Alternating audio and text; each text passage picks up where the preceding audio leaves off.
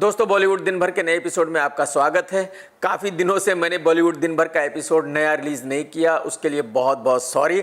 लेकिन आज इस वीडियो में आपको कुछ बहुत ही बढ़िया खबरें सुनने को मिलेगी। अगर आपने अब तक चैनल सब्सक्राइब नहीं किया तो कर लो, घंटी नहीं दबाई तो ज़रूर दबा दो भाई साहब घंटी आप नहीं दबाओगे तो आपको नोटिफिकेशन कैसे मिलेगा जब मैं नया वीडियो डालूंगा। ये तो मैं आपको कई बार बता चुका हूँ कि जो हमारे बॉलीवुड एक्टर्स हैं वो भेड़ चाल में यकीन रखते हैं। अगर एक एक्शन फिल्म हिट हो जाती है तो उनको लगता है कि बस अब एक्शन फिल्में ही चलेंगी और फिर सबको एक्शन फिल्म करनी है।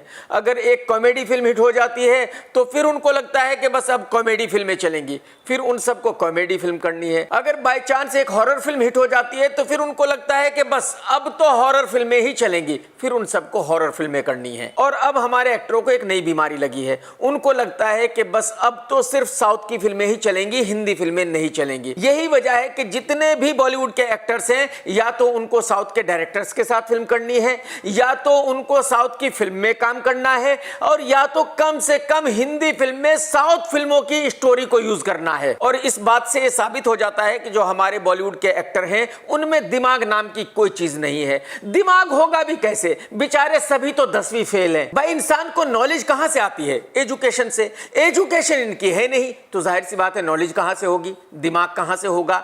तो बस जो किसी ने बता दिया उसी में यकीन कर लेते हैं। एक तेलुगु फिल्मों का एक्टर है जिसका नाम है पवन कल्याण, और कहा यह जाता है कि वो तेलुगु फिल्मों का बहुत बड़ा स्टार है। हालांकि मुझे उस एक्टर की शक्ल बिल्कुल भी पसंद नहीं है, ना मुझे उसका चलना पसंद है, ना मुझे उसका बोलना पसंद है। मुझे तो वो एक नंबर का लुक्खा लगता है। और आप सबको यह भी पता है कि आज हर एक्टर को पैन इंडिया फिल्म बनाने की बीमारी लगी हुई है, तो पवन कल्याण भी एक पैन इंडिया फिल्म बना रहे हैं जिसका नाम है ओजी। ओजी का मतलब है ओरिजिनल गैंगस्टर। और भाई साहब उस फिल्म में विलन पता है कौन बना है? विलन है इमरान हाशमी। इमरान हाशमी को यह लगता है कि यह फिल्म बाहुबली से भी बड़ी हिट होगी और इस फिल्म के हिट होने के बाद इमरान हाशमी बहुत बड़ा स्टार बन जाएगा। ओ भाई इमरान भाई माफ कर दो भाई साहब। अरे भाई साहब, जब आपको बॉलीवुड फिल्मों में लोगों ने एक्सेप्ट नहीं किया, लोगों ने आपको पसंद ही नहीं किया, तो आप दुनिया की किसी भी भाषा की फिल्म कर लो, आपका कुछ नहीं होने वाला। अरे मेरे भाई, आप पिछले 10 साल में 20 फिल्में सुपर डुपर डिसास्टर दे चुके हैं, वो भी लाइन से। 20 फिल्मों में से आपकी एक भी फिल्म हिट नहीं हुई। आप अंदाजा लगाइए कि आप कितने बड़े फ्लॉप हैं। तो भाई साहब आप कोई भी फिल्म कर लो, आपका कुछ नहीं होने वाला। आपने तो अक्षय कुमार को भी बेचारे को घर बैठा दिया। सेल्फी को ओपनिंग पता है कितने की लगी थी भाई साहब? 1.5 करोड़ रुपए की। आप यकीन करें इमरान भाई, अगर उसमें कोई नया एक्टर होता ना आपकी जगह तो 2 करोड़ की ओपनिंग लगती। आपकी वजह से 1.5 करोड़ की ओपनिंग लगी है। और साउथ की फिल्मों में इमरान हाशमी ही विलन नहीं बन रहा है, बल्कि विवेक ओबेरॉय भी यही कर रहा है। जिन लोगों की दुकान बॉलीवुड में नहीं चल रही है वो सीधे साउथ में जाके विलन का रोल कर रहे हैं। दोस्तों आप सभी को पता है कि सन्नी देओल के बेटे की शादी हुई है, और उस शादी के जितने भी फंक्शंस थे, वो मेहंदी का हो या कोई और हो, उन सभी पार्टियों में सन्नी देओल साहब तारा के गेटअप में आए थे। अब आप कहेंगे कि तारा का गेटअप क्या है? सन्नी देओल की फिल्म आई थी गदर, और उस फिल्म में सन्नी देओल ने पगड़ी वगैरह पहनी थी, वही तारा का गेटअप है। क्योंकि अब उनकी गदर 2 आ रही है तो वो जितने भी शादी के फंक्शंस थे उनमें तारा के गेटअप में ही गए और अपनी फिल्म का खूब प्रमोशन किया। आप अंदाजा लगाइए कि बॉलीवुड वाले कितने डेस्परेट हैं अपनी फिल्मों को चलाने के लिए, लेकिन अनफॉर्चुनेटली इनकी फिल्में फिर भी नहीं चलती। उसकी वजह यह है कि इन बेचारों को फिल्में बनानी नहीं आती। खैर, अब देखने वाली बात यह होगी कि सन्नी देओल के इतना प्रमोशन करने के बाद गदर 2 को क्या फायदा होने वाला है। गदर 2 के साथ 2 और फिल्में रिलीज हो रही हैं। एक हो रही है एनिमल और दूसरी अक्षय कुमार की ओ माय गॉड 2। और उसी दिन एक साउथ की फिल्म हिंदी में डब होकर रिलीज हो रही है जिसके हीरो है रजनीकांत साहब। तो आप अंदाजा लगाइए कि कितनी ज्यादा फिल्में उस दिन रिलीज हो रही हैं। और जब रणबीर कपूर की फिल्म रिलीज हो रही है तो जाहिर सी बात है कोई और फिल्म उस फिल्म को टक्कर दे ही नहीं सकती, ये तो सबको पता है। क्योंकि हकीकत तो यही है कि आज की तारीख में रणबीर कपूर बहुत बड़ा स्टार है, उसकी खराब फिल्म भी 100 करोड़ का बिजनेस तो करती ही है। आप में से बहुत कम लोग जानते होंगे कि लगान का डायरेक्टर आशुतोष गवारीकर पहले अभिषेक बच्चन के पास गया था, उनको नरेशन दिया था और उनसे लगान करने को कहा था, लेकिन अभिषेक बच्चन को वो कहानी समझ ही नहीं आई थी और अभिषेक बच्चन ने मना कर दिया था। फिल्म बनी और ट्रायल हुआ और आशुतोष गवारीकर ने अभिषेक बच्चन को ट्रायल देखने के लिए बुलाया। और जब अभिषेक बच्चन ने ट्रायल देखा तो देखने के बाद भी अभिषेक ने यही कहा कि यह फिल्म एक वाहियात फिल्म है, यह फिल्म चल नहीं सकती। इसके बाद लगान रिलीज हुई और सुपर डुपर ब्लॉकबस्टर रही, आमिर खान की सबसे बड़ी हिट रही। तो इस बात से यह तो साबित हो जाता है कि अभिषेक बच्चन को कहानी के बारे में कितना पता है।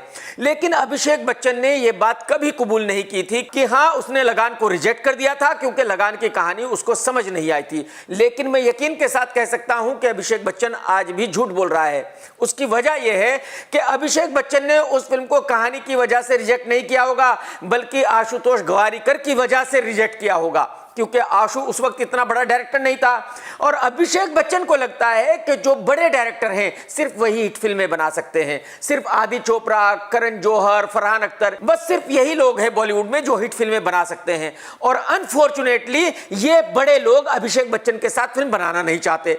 तो अभिषेक बच्चन की समझ में नहीं आ रहा बेचारे की कि करे तो क्या करे, क्योंकि उनकी समझ तो ये कहती है कि भाई ये लोग हिट फिल्में बनाएंगे, जो दूसरे लोग उनके पास कहानी लेकर आते हैं उनकी फिल्में वो करते नहीं है। भले ही वो कहानी कितनी भी अच्छी हो, अभिषेक को कितनी भी पसंद आए, लेकिन अभिषेक बच्चन उस फिल्म को कभी नहीं करेगा जिसमें बड़ा डायरेक्टर नहीं होगा, बड़ा प्रोड्यूसर नहीं होगा। और कमाल यह है कि जो बड़े फिल्म मेकर्स हैं वो अभिषेक बच्चन को एक्टर मानते नहीं, स्टार मानते नहीं। तो भाई साहब रिजल्ट ये निकलता है कि अभिषेक बच्चन साहब का कुछ होने वाला है नहीं। दोस्तों, आप सभी जानते हैं लिरिक्स राइटर समीर साहब को। समीर साहब को बहुत भारी गुस्सा आ गया है एनिमल का टीजर देखने के बाद, क्योंकि एनिमल के टीजर में पीछे एक गाना बज रहा है और समीर साहब का यह कहना है कि भाई साहब आप प्रोड्यूसर का नाम बता रहे हो, आप एक्टर का नाम बता रहे हो, आप डायरेक्टर का नाम बता रहे हो, आप ये क्यों नहीं बता रहे हो कि ये गाना किसने लिखा है, ये गाना किसने गाया है, ये गाना किस म्यूजिक डायरेक्टर ने बनाया है।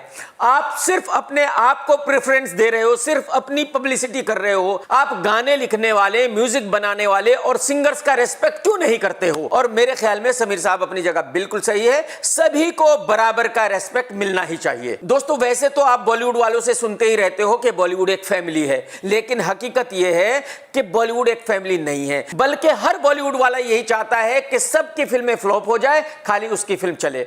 एक भी बॉलीवुड वाला ऐसा नहीं है जो दूसरे को देखकर जलता नहीं है। और यह बात खुलकर एक बार फिर दुनिया के सामने आ गई है। जब सन्नी देओल के बेटे की शादी हो रही थी तो भाई साहब शादी में बॉलीवुड के बड़े बड़े तुर्रम खानों को नहीं बुलाया गया है, अमिताभ बच्चन साहब को नहीं बुलाया गया, अनिल कपूर को नहीं बुलाया गया, करण जौहर को नहीं बुलाया गया, शाहरुख खान को नहीं बुलाया गया, आदित्य चोपड़ा को नहीं बुलाया गया, और बाकी की तो बात ही छोड़ दीजिए, हेमा मालिनी और उसकी बेटियों को भी नहीं बुलाया गया। हालांकि धर्मजी और हेमा जी की शादी को 40 साल से ज्यादा हो गए हैं, इसके बावजूद भी धर्मजी की फैमिली और धर्मजी के बच्चों ने हेमा मालिनी को आज तक माफ नहीं किया है। तो हकीकत यही है कि बॉलीवुड एक फैमिली नहीं है, बल्कि बॉलीवुड में सभी एक दूसरे के दुश्मन हैं। सामने मुंह पर दोस्त हैं, लेकिन जैसे ही पीठ पीछे आते हैं फौरन दुश्मन बन जाते हैं। दोस्तों, आपको याद होगा कि नेटफ्लिक्स पर एक वेब सीरीज आई थी जिसका नाम था लस्ट स्टोरीज, और उसको प्रोड्यूस किया था करण जौहर ने।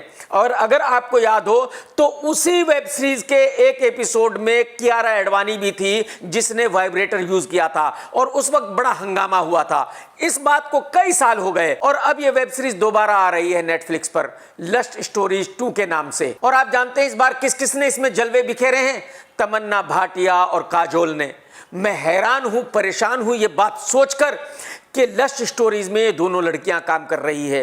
खासकर काजोल जो 50 साल की हो गई है, वो इस वेब सीरीज में ऐसे ऐसे सीन दे रही हैं कि देखकर कोई भी शर्मा जाएगा। मेरी समझ में नहीं आ रहा है कि ये हो क्या रहा है। जो हमारे मिनिस्टर है अनुराग ठाकुर साहब, वो कर क्या रहे हैं? वो इस सॉफ्ट पोर्न को भी रोक क्यों नहीं पा रहे हैं? ये सब देखकर न्यू जनरेशन क्या सीखेगी? मेरे ख्याल में बहुत ही गलत है और इसको फौरन ही रोका जाना चाहिए। देखो, एक्टर तो मानेंगे नहीं, ये काम करना बंद करेंगे नहीं, क्योंकि इनको तो पैसे दे दो और कुछ भी करा लो, लेकिन सरकार को ये सब बंद करने के लिए कोई ना कोई कदम उठाना ही चाहिए।